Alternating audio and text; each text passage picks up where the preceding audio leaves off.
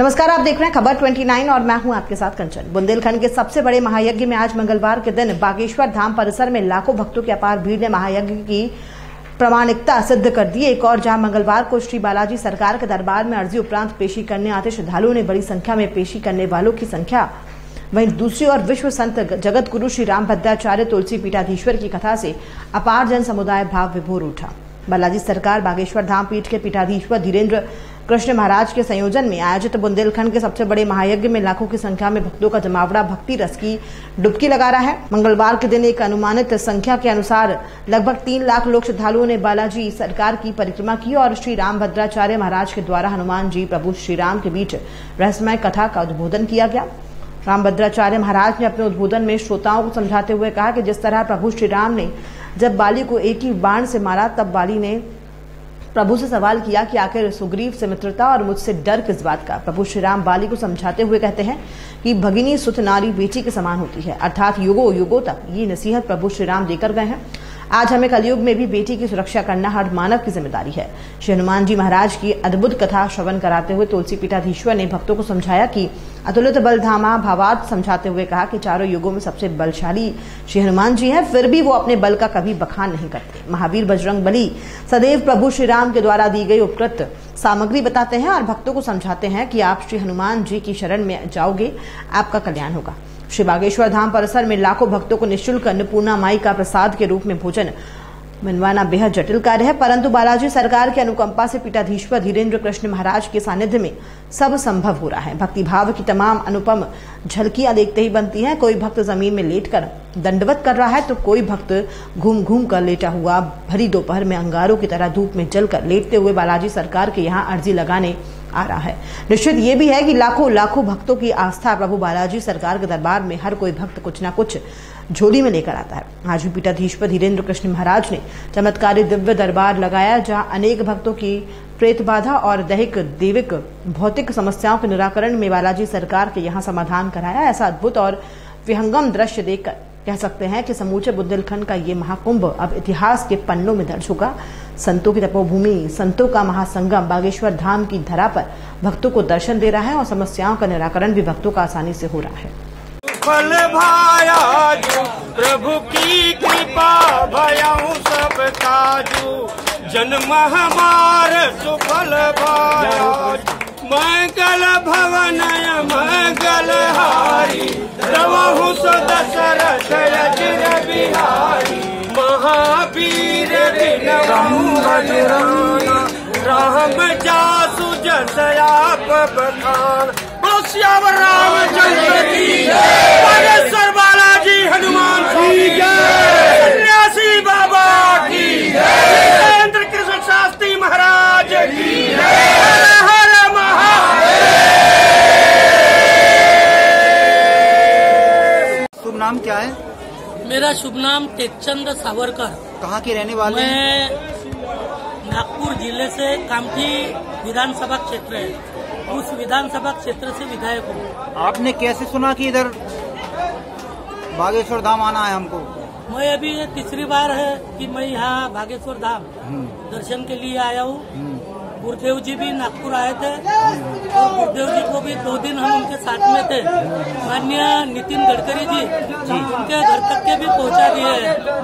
जो हमारे कुछ भगत लोग हैं उनके माध्यम से ये सब मेरे को पता चला और यहाँ का जो चमत्कार है ये निश्चित रूप से ये जो हमारी गरीब जनता है उनके लिए एक भगवान का रूप लेके आया है।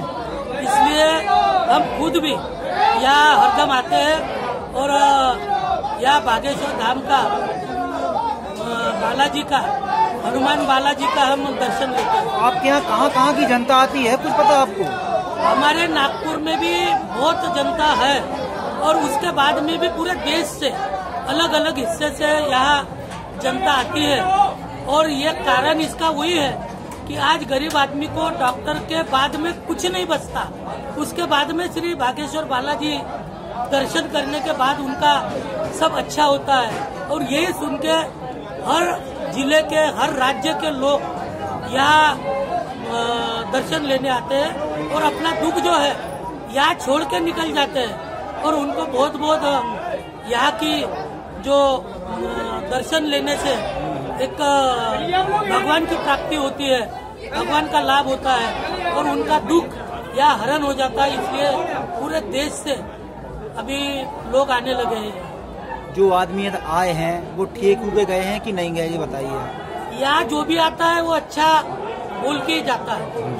सबसे बड़ी बात है यहाँ गरीब आदमी आता है, छोटा आदमी आता है और बड़ा भी आदमी आता है। यहाँ सबको आशीर्वाद मिलता है और ये माध्यम से आज बागेश्वर बालाजी का महिमा जो है ये पूरे देश में चर्चित हो गई है।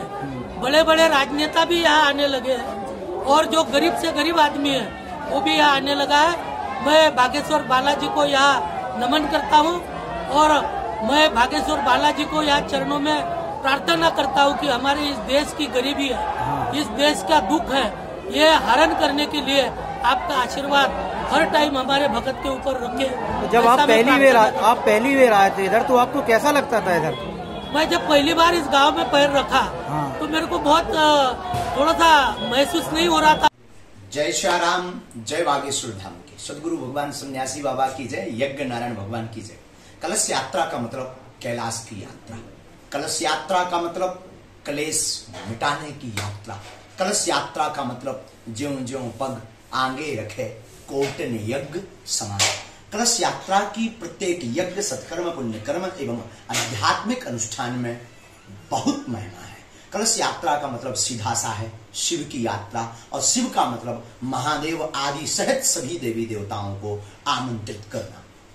जैसा कि आप सबको बागेश्वर धाम सिद्धपीठ के बारे में, बुंदेलखंड के वक्षस्थल पर जो विराजमान बागेश्वर धाम सिद्ध तीर्थ है, यहाँ पर 22 मार्च से 30 मार्च तक जो 251 कुंडीय श्री सीताराम महायज्ञ एवं बुंदेलखंड का आस्था का महाकुंभ लगने जा रहा है। कल है 21 तारीख, 21 मार्च को दोपहर 12 बजे बागेश्वर धाम पर संपूर्ण ग्राम में भ्रमण करते हुए सभी देवी देवताओं को, ग्राम में देवी देवताओं को आमंत्रित करते हुए कलश यात्रा निकाली जाएगी, जिसमें लगभग 1000 महिलाओं के सिर पर कलश होंगे, 100 युवा बालकों के हाथ में सनातन धर्म का ध्वज होगा। बागेश्वर धाम सिद्धपीठ की ओर से इस दास का आप सबको सादर आमंत्रण है। यज्ञ में आओ चलें कलश यात्रा में 21 मार्च दोपहर 12 बजे बागेश्वर धाम सिद्धपीठ आश्रम पर कलेशों को मिटाने के लिए यज्ञ की कलश यात्रा में, कैलाश के वासी का दर्शन करने के लिए यज्ञ की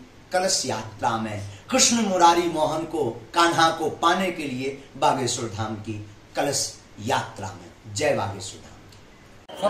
महाराज सीताराम, आपको नाम का है पहले जो बताओ। बागेश्वर धाम हमारा नाम है। जो बागेश्वर धाम कौन से जिला में पड़त? ये छतरपुर जिला मध्य प्रदेश। तो कहाँ की ते जनता आ रही? यहाँ पर संपूर्ण भारत देश, उसके अलावा विदेशों से भी यहाँ श्रद्धालु भक्तजन आ रहे हैं। तो मीटिंग वगैरह कैसी लगा था, हमें जोर बता दो जाए। मीटिंग? हाँ, मीटिंग उनने कही एक थी, अब पर्ची दे दो जब मिलने महाराज जी से जो कहा।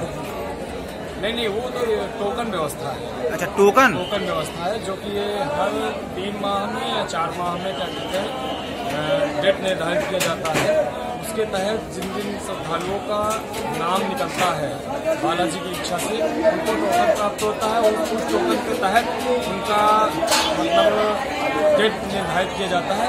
उसके अनुसार ही क्या कहते हैं महाराज जी द्वारा वो महाराज जी तक पहुँच पाते हैं और अपना अर्जी लगाते हैं। तो अर्जी कब लगती है? ये अर्जी लगती है जब टोकन मंगलवार से नहीं, अर्जी को क्या कहते हैं नारियल बांधा जाता है। नारियल बांधने के बाद जब बालाजी की इच्छा होती है उसके अनुसार ही पर्चा बनता है। पर्चा बनने के बाद क्या कहते हैं मंगलवार को पेशी होती है। जिन दिन श्रद्धालुओं का पर्चा बन जाता है। अभी आपके यहाँ इतने श्रद्धालु आए हैं, कुछ सही हुआ है इधर? मरीज वगैरह आए हैं, कई प्रकार की मरीज हैं, सही हुए वो नहीं हुए इधर? बिल्कुल सबको लाभ पहुँचा, तभी तो इतना बड़ा समुदाय आ रहा है। और इधर विधायक कौन कौन आए हैं? राजनेता हर प्रकार के, हर पार्टी से आ रहे हैं। सब बालाजी के लिए एक ही है, गुरुदेव के लिए सब। आपके गुरुजी का नाम क्या है? वैसे तो हम अपने गुरुदेव का नाम नहीं लेना चाहते हैं जी, एक मर्यादा होता है।